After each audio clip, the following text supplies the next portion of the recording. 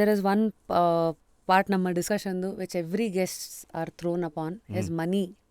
ಎಲ್ಲರಿಗೂ ದುಡ್ಡು ಬೇಕು, ಎಂಥ ಫ್ಯಾಮಿಲಿಯಿಂದನೇ ಅವರು ಬನ್ನಿ, ನಿಮ್ಮ ಸಿನಿಮಾದ ಅಥವಾ ನಿಮ್ಮ ಕರಿಯರ್ ಗ್ರಾಫ್ ಹೇಗೆ ಇರಲಿ, ಯಾವ್ಯಾವ ಥರದ ದುಡ್ಡನ್ನ ನಿಮಗೆ ನಿಮ್ಮ ಈ ಒಂದು ಜರ್ನಿ ತೋರಿಸಿದೆ?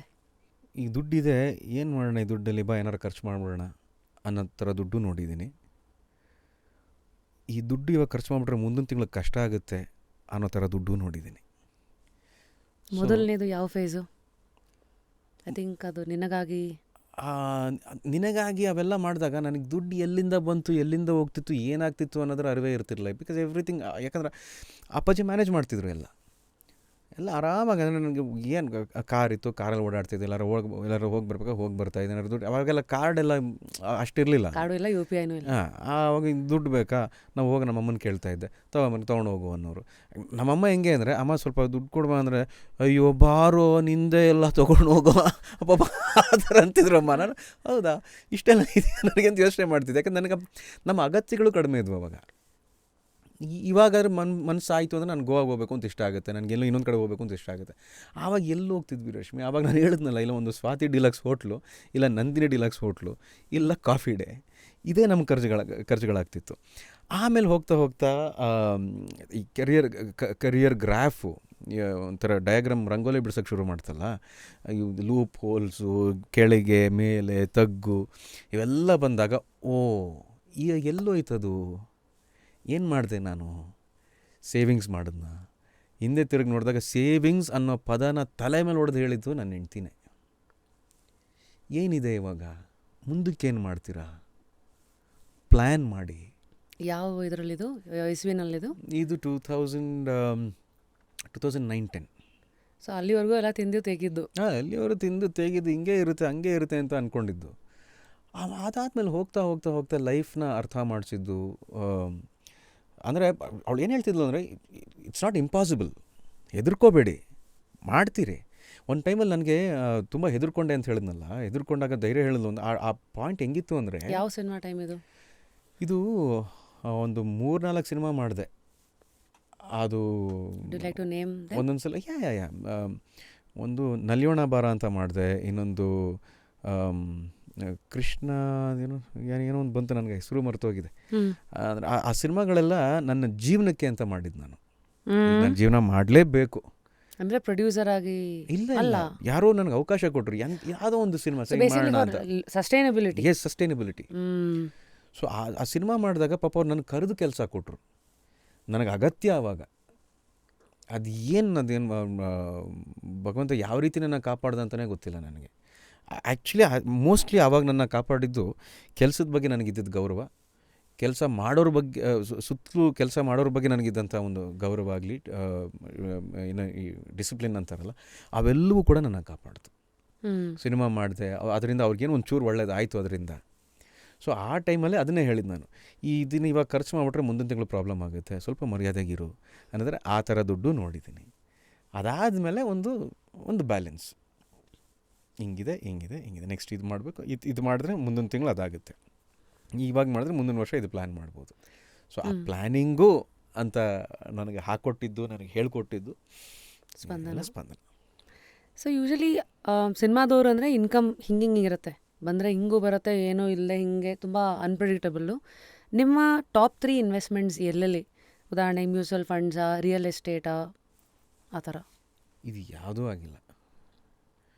ಮ್ಯೂಚುವಲ್ ಫಂಡ್ಸ್ ಕಾನ್ಸೆಪ್ಟ್ ನನಗೆ ಸೃಜನ್ ಲೋಕೇಶ್ ಅರ್ಥ ಮಾಡ್ಸೋಕ್ಕೋಗಿ ಚೆನ್ನಾಗಿ ಬೈದು ಅವನೇ ಆಯಿತು ಹೋಗೊಂದು ಬಿಟ್ಬಿಟ್ಟ.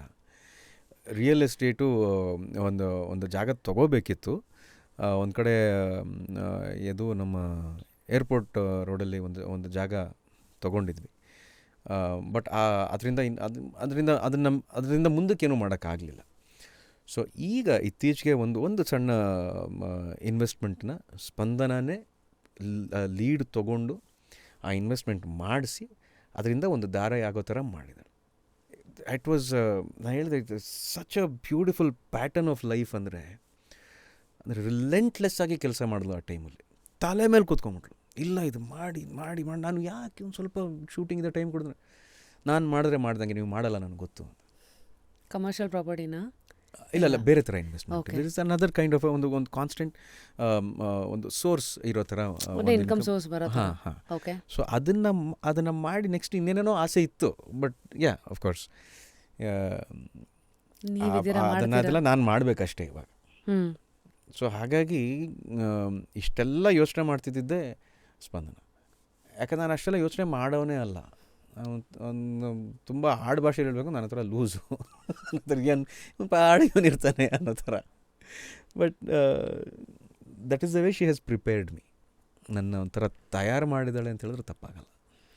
ಸೊ ಎವ್ರಿ ಆ್ಯಕ್ಟ್ರೆಸಸ್ ಇಲ್ಲಿಗೆ ಬಂದವರೆಲ್ಲ ದೇ ಟಾಕ್ ಅಬೌಟ್ ಹೇಗೆ ಆಡಿಷನ್ಸಲ್ಲಿರುತ್ತೆ ಆ್ಯಂಡ್ ಇನಿಷಿಯಲ್ ತೊಗೊಳ್ಳೋ ಸಂಭಾವನೆ ಯೂಶಲಿ ಬಿಕಾಸ್ ನಮ್ಮ ಇಡೀ ಇಂಡಿಯನ್ ಸಿನಿಮಾ ಫ್ರೆಟರ್ನಿಟಿನೇ hero driven.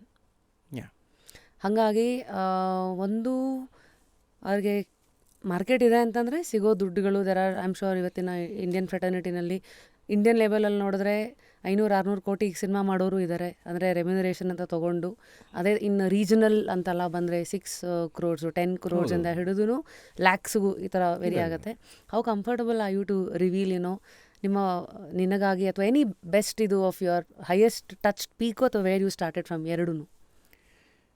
Very honestly speaking, ಇನ್ನೂ ಪೀಕಿಗೆ ಹೋಗಿಲ್ಲ ಅಂತಲೇ ಹೇಳೋಕ್ಕೆ ಇಷ್ಟಪಡ್ತೀನಿ. ಯಾಕಂದರೆ ಆ ಪೀಕ್ ಏನು ಅಂತ ನನಗಿನ್ನೂ ಗೊತ್ತಿಲ್ಲ.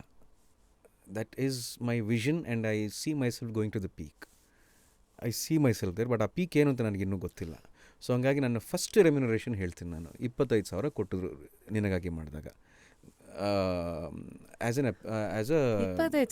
N encouragement amount. ಅದು ರಾಮೋಜಿ ಇವರು ನಮ್ಮ ಉಷಾ ಕಿರಣ್ ಮೂವೀಸ್ ರಾಮೋಜಿ ರಾವ್ ಅವ್ರು ಪ್ರೊಡ್ಯೂಸ್ ಮಾಡಿದ್ದು. ಆವಾಗ ನಮಗೆ ಕೊಡ್ತಿದಾರ ಬಿಡ್ತಿದ್ರೆ ಯಾರಿಗೆ ಬೇಕು, ಅಯ್ಯೋ ಕೆಲಸ ಮಾಡೋಣ, ನಿನಗಾಗಿ ಸಿನಿಮಾ ಸಿಕ್ಕಿದೆ ನನಗೆ, ನುವ್ವೆ ಕವಾಲು ರೀಮೇಕ್ ಸಿಕ್ಕಿದೆ ನನಗೆ ಅದು ಮುಖ್ಯ ಅಂತ. ಅದನ್ನು ಕೂಡ 5,000 ಸಾವಿರ ಅಂತ ಚೆಕ್ಕು ಈ ಟೈಮಲ್ಲಿ ಕೇಳೋಕ್ಕೆ ಮುಂಚೆ ಬರೋದು, ಅದು ತೊಗೊಂಡೋಗಿ ನಮ್ಮ ಅಮ್ಮಂಗೆ ಕೊಟ್ಟಿದ್ದೆ. So I remember that very very fondly. I remember that. Amazing. ಅಂದರೆ ಇದು 2002 ಹಾಂ. ಅವತ್ತಿನ ಕಾಲದಲ್ಲಿ ನನ್ನ ಪ್ಯಾರಲಲ್ ನಾನು ಹೇಳಬೇಕಂದ್ರೆ, ನಾನು ಉದಯ ಟಿವಿನಲ್ಲಿ ನಿಮ್ಮಿಂದ ನಿಮಗಾಗಿ ಥರ ಪ್ರೋಗ್ರಾಮ್ಗಳು ಬರೋದಲ್ಲ, ಅದೇ ಚಿಕ್ಕಪ್ಪ ಚಿಕ್ಕಮ್ಮ ದೊಡ್ಡಪ್ಪ ದೊಡ್ಡಮ್ಮ, ಆ ಲೆಟ್ರ್ ಓದೋ ಒಂದು ಪ್ರೋಗ್ರಾಮ್ಗೆ 250 ರೂಪಾಯಿ ಕೊಡೋರು.